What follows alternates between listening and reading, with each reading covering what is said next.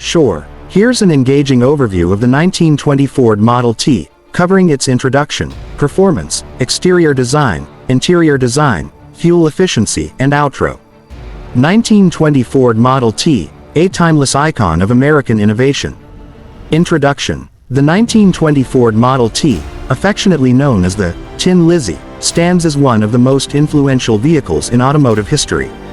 Designed by Henry Ford to be affordable, reliable, and accessible to the masses, the Model T didn't just put America on wheels, it transformed how the world moved. By 1920, the Model T was already a dominant force, with its popularity soaring due to Ford's groundbreaking assembly line production.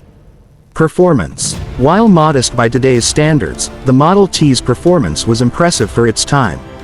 Powered by a 2.9-liter inline four-cylinder engine, it delivered 20 horsepower and a top speed of around 40 to 45 mph. Its planetary transmission system, a unique feature, made it easy to drive once mastered.